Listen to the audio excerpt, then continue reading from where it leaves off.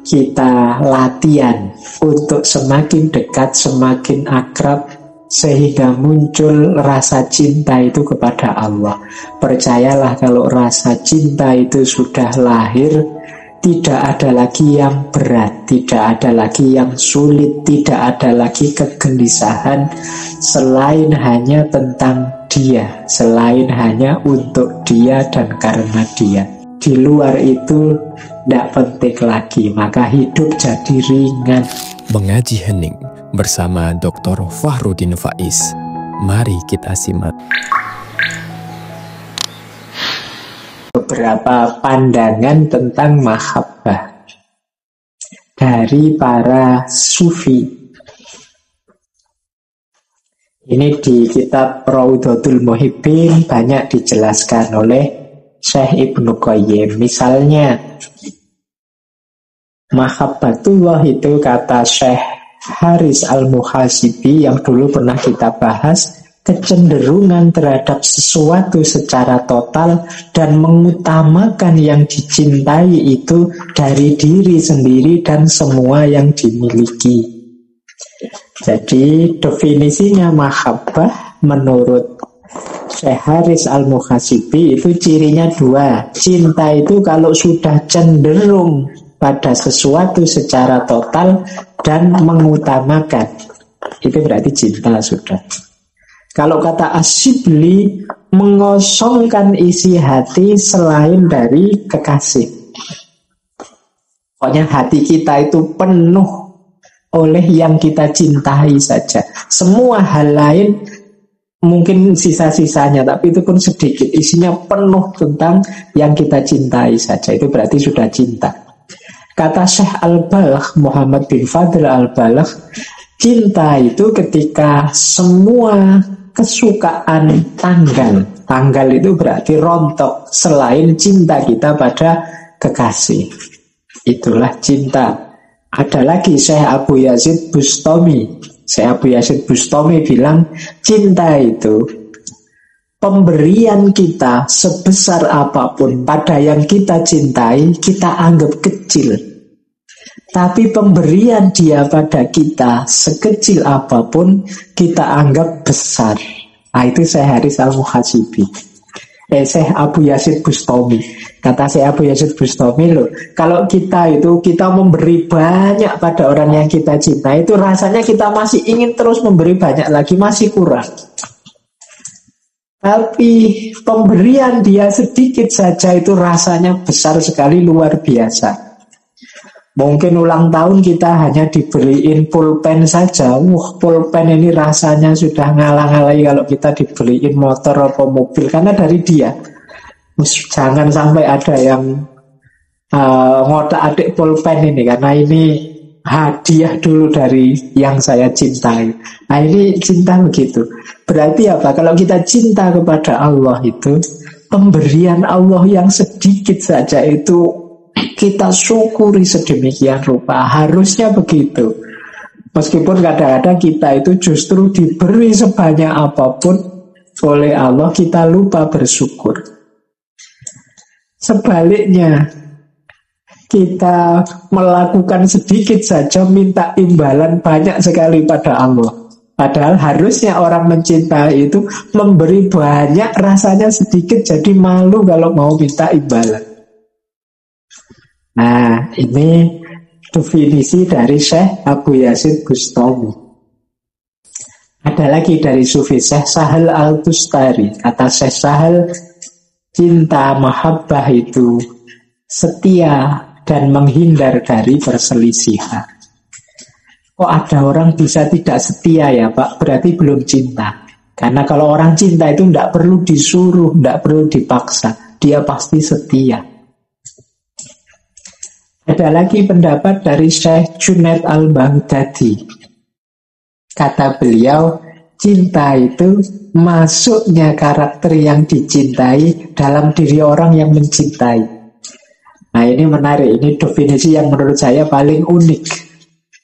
Kata Syekh Junaid itu, orang yang cinta sesuatu itu biasanya tambah lama tambah mirip dengan yang dicintai. Mungkin gaya ngomongnya, mungkin selera makannya, mungkin coba saja kalian diteliti ya nanti. Orang yang cinta pada sesuatu itu dia tambah mirip dengan yang dicintai.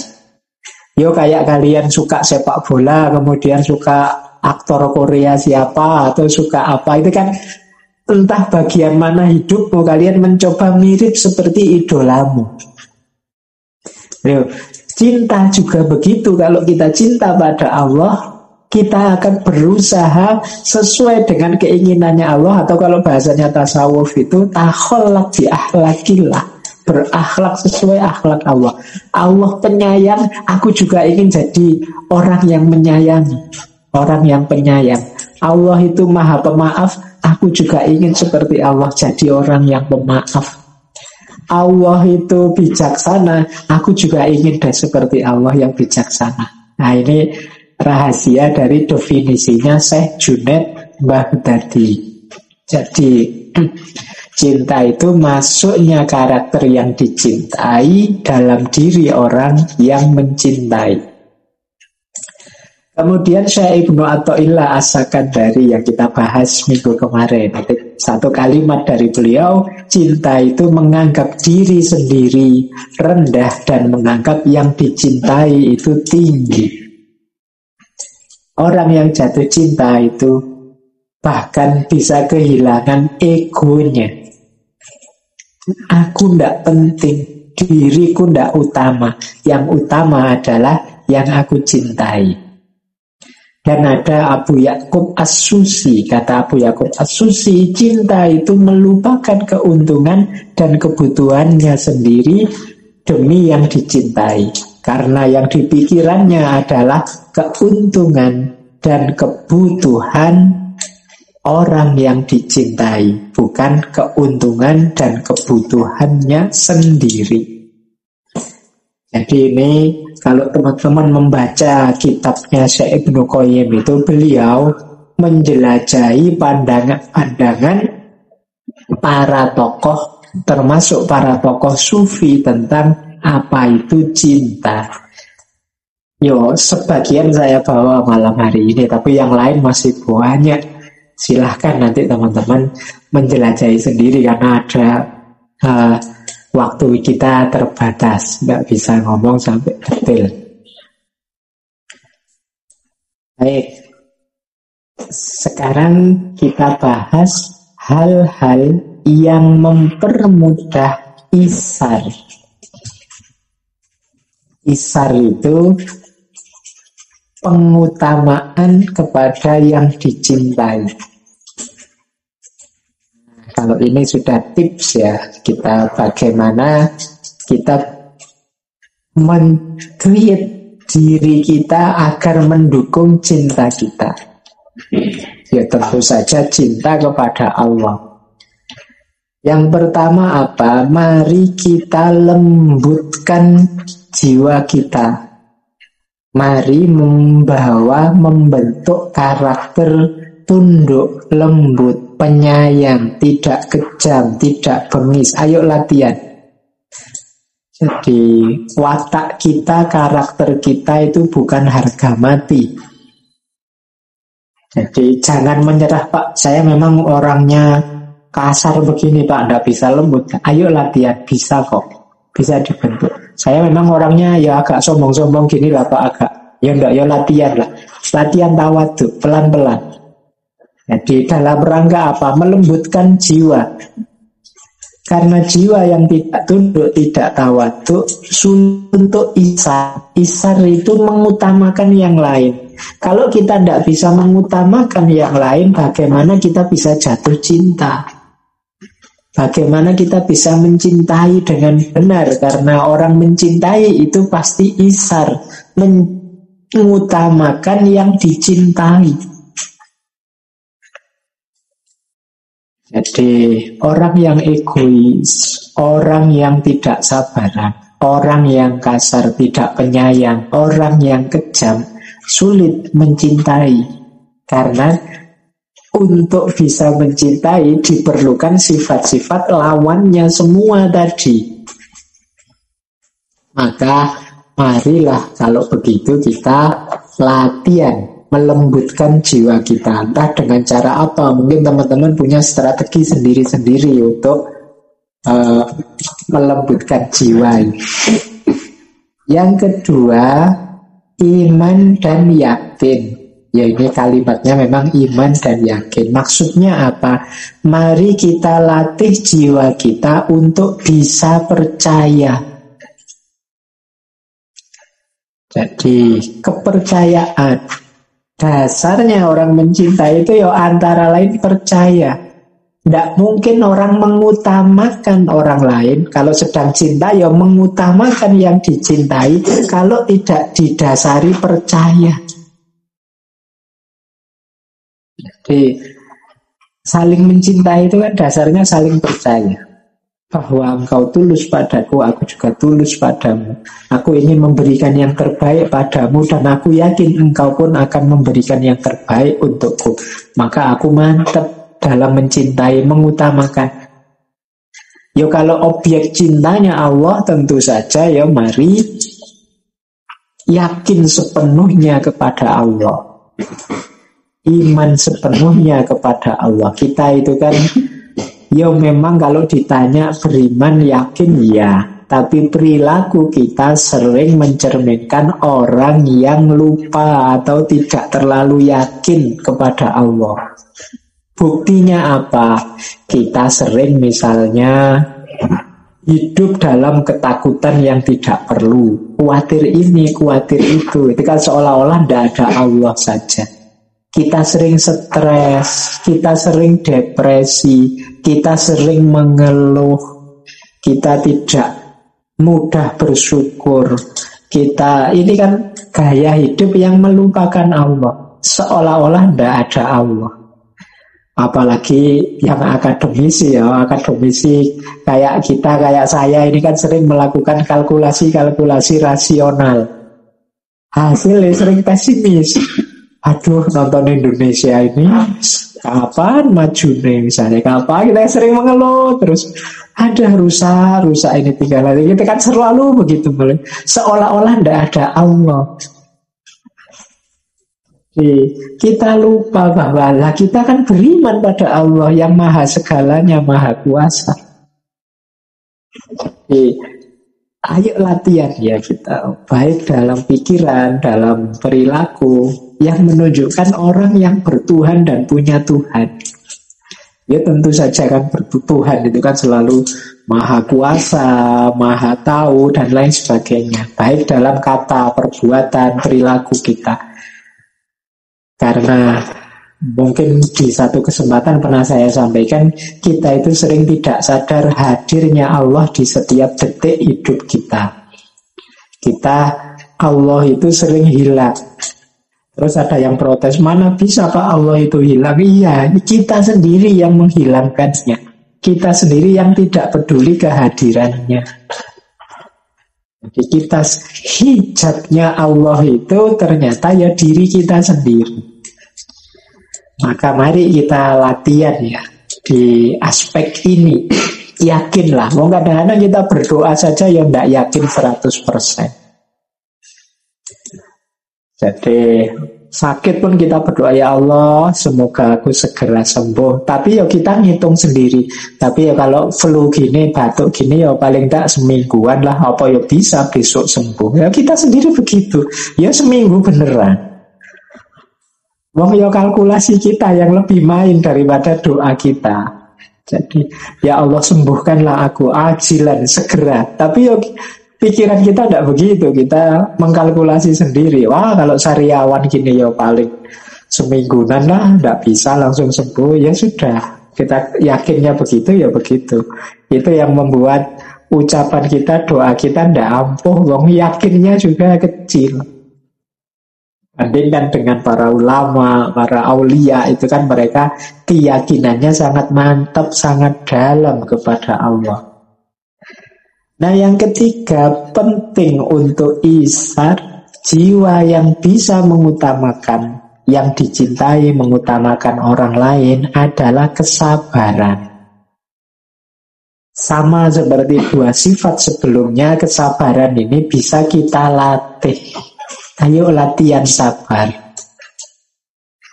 Jadi latihan sabar itu latihan menanggung hal yang tidak enak, atau latihan menanggung istiqomah menjalankan kebaikan. Itu sama-sama butuh kesabaran. Ini juga latihan.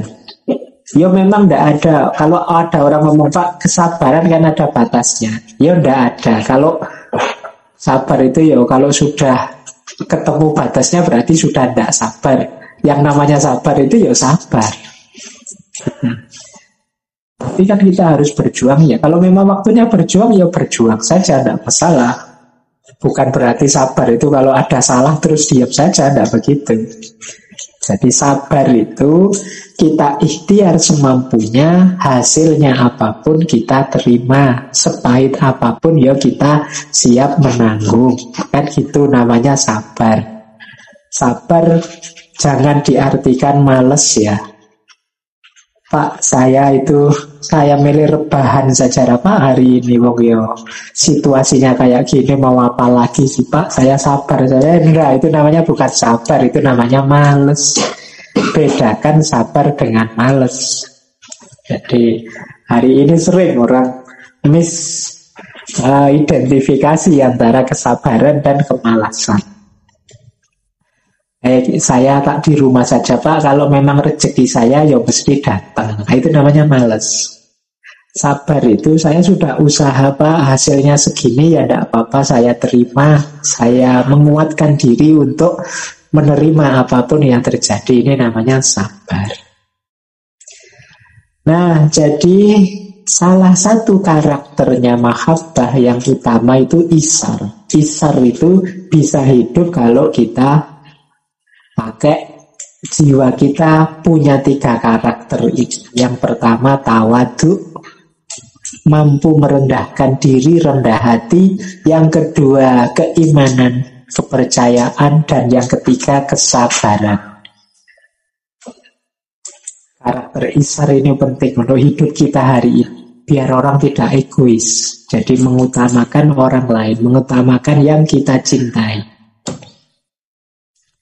Nah, baik, masih ada sekitar 15 menit. Nah, ini beberapa tips dari Syekh Ibnu Qayyim al-Jauziyah. Strategi menumbuhkan rasa cinta. Sering saya ditanya, Pak, cinta itu kan passion, Pak, rasa. Bukan kepatuhan, sekedar kepatuhan, bukan kewajiban-kewajiban, sekedar menjalankan apa yang tertulis, tapi dalam cinta itu terlibat rasa. Nah, kata Syekh Ibnu Qayyim, untuk menumbuhkan rasa cinta kepada Allah itu ada beberapa strategi yang bisa kita ambil. Yang pertama apa? Ayo teman-teman, membaca Al-Quran sambil direnungi maknanya. Nah, ini kayak tembang yang Tombo Ati itu loh, yang dari Sunan Bonang. Itu kan yang pertama, maca Quran sak maknane.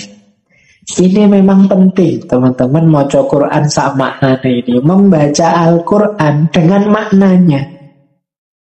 Jadi kalau kita mungkin jarang, kalau baca Quran mungkin banyak lah kita yang merutinkan, tapi dengan maknanya, ayo coba kita selami pelan-pelan maknanya. Kenapa? Dengan menyadari betapa dalam, betapa luas, betapa dahsyatnya makna-makna Al-Quran yang cocok untuk segala situasi, yang bermanfaat untuk berbagai kondisi. Itu memungkinkan kita untuk jatuh cinta pada Allah yang menurunkannya. Betapa maha kuasa Allah, betapa maha besar Allah, maha benar Allah dengan segala firman-Nya. Kalimat Shadaqallahul Azim itu kan ekspresi ketakjuban. Maha benar Allah ternyata dengan segala firman-Nya. Orang itu kan kalau sudah takjub itu kan dekat dengan jatuh cinta. Orang kalau sudah wow itu kan mudah untuk terbawa ke ranah cinta. Lihat orang cantik sekali, wow itu kan menjelang cinta. Gagah sekali, wow. Loh, shadaqallahu adzim waktu kita ngaji itu kan dalam rangka apa? Betapa Allah Maha benar, wow. Nah itu makanya ngaji Al-Quran, membaca Al-Quran sambil merenungi maknanya memudahkan kita untuk tumbuh rasa cinta kita kepada Allah. Jadi mungkin teman-teman yang merasa, Pak, saya ini kok masih kewajiban-kewajiban ya Pak, masih belum tumbuh rasa itu. Ayo perbanyak ngaji, perbanyak membaca Al-Quran sambil direnungi maknanya. Entah nanti di ayat berapa hatimu tersentuh, entah nanti di makna yang mana hatimu tertambat, akhirnya jatuh cinta sama Allah. Setiap orang mungkin punya momennya sendiri-sendiri, tapi kejarlah itu, jangan diam saja. Jangan menunggu, kan cinta itu anugerah Pak, menunggu dikasih Allah saja. Iya, tapi kita kan berusaha sehingga Allah ridho dan menganugerahkan cinta itu dalam diri kita. Yang kedua, memperbanyak pendekatan kepada Allah. Jadi kalau ini mungkin berlaku seperti pepatahnya orang Jawa, tresno kuwi jalaran saka kulino. Semakin sering bersama, semakin mungkin muncul rasa cinta itu. Maka ayo diperbanyak momen kebersamaannya dengan Allah. Selain yang wajib-wajib, boleh ditambah yang sunnah-sunnah. Jadi meskipun sedang nonton TV, mulutnya boleh sambil baca-baca zikir, atau nyari momen sendiri berdua dengan Allah. Sedang apapun sambil disadari hadirnya Allah. Diperbanyak momen-momen kesadaran dekat dengan Allah.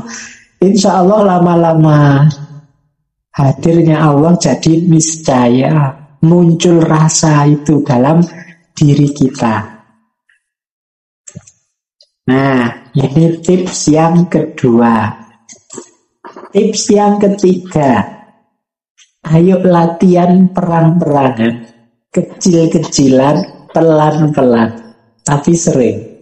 Perang-perangan itu bukan perang melawan siapa-siapa, perang melawan diri kita, ego kita. Jadi misalnya ya, latihan kecil-kecilan itu. Setelah ngaji filsafat ini, saya lebih milih nonton TV apa sholat sebentar, apa ngaji sebentar, apa apa. Nah, terus kita pilih. Saya pilih ngaji sebentar. Nah, itu menang sekarang, kita menang. Nah, ini loh yang disebut latihan pelan-pelan. Perang kecil-kecilan menaklukkan diri kita. Habis sholat subuh, ngaji apa tidur. Nah, terus ngaji lah. Nah, itu namanya menang kita perangnya gitu loh. Ayo kita persering momen seperti ini.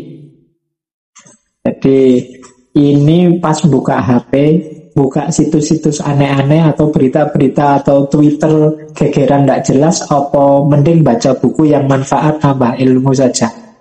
Yang nambah ilmu saja. Loh, ini berarti menang. Kita mengalahkan ego nafsu kita untuk yang negatif-negatif. Ayo dipersering begini. Dalam rangka apa sih? Biar diri kita ini lebih sibuk, lebih penuh dengan kebaikan-kebaikan dengan Allah. Akhirnya apa? Yang kotor-kotor tergusur. Kalau yang kotor-kotor tergusur, jiwa kita jadi jernih. Kalau jiwa kita jernih, lebih dekat kita kepada Allah. Jadi lebih mudah rasa itu muncul, karena selama ini terhijab oleh berbagai hal-hal negatif dari Allah. Nah, ini tips yang ketiga untuk bisa menumbuhkan cinta kepada Allah. Tips yang keempat, kalau ini mudahnya adalah belajar. Jadi mengenali Allah lebih dalam, memahami nama dan sifat-sifatnya. Itu maksudnya apa? Yuk nambah ilmu terus. Jangan bosan-bosan belajar. Kalau pepatahnya kan tak kenal maka tak sayang. Berarti apa? Semakin kenal, semakin sayang. Untuk lebih kenal apa? Ayo kita kenali dengan cara belajar. Belajar apapun. Kan berarti belajar tauhid, Pak, ilmu kalam, Pak. Tidak harus begitu kalau memang tidak mampu. Karena buku-buku tauhid, ilmu kalam mungkin berat. Belajar ilmu apapun jatuhnya bisa nanti sampai pada kekuasaan Allah atau keindahan Allah. Jadi mari kita lebih kenal Allah dengan jalan apapun. Yang kelima, menyaksikan ciptaan, kebaikan, anugerah, dan nikmat-nikmatnya. Jadi mari kita hitung-hitung terus nikmatnya Allah pada kita. Itu memudahkan kita cinta pada Allah. Dan itu tidak sulit. Tidak sulit sama sekali. Banyak sekali. Jadi kita bisa ngaji malam hari ini. Kita masih sehat. Mungkin ada saudara-saudara kita yang di rumah sakit, sedang sakit. Mungkin ada yang berjuang macam-macam kesulitan ini, kesulitan itu. Alhamdulillah saya dapat nikmat ini, dapat nikmat itu. Ayo kita hitung-hitung terus. Kita pedulikan terus berbagai anugerah dan nikmat dari Allah ini. Dan saya yakin pasti jauh lebih besar dibandingkan kesulitan dan ujiannya. Nah, keseriusan kita menghitung nikmat-nikmat ini insya Allah akan membawa kita kepada rasa cinta kepadanya. Selanjutnya, untuk menumbuhkan rasa cinta adalah latihan menundukkan hati di hadapannya. Menundukkan hati itu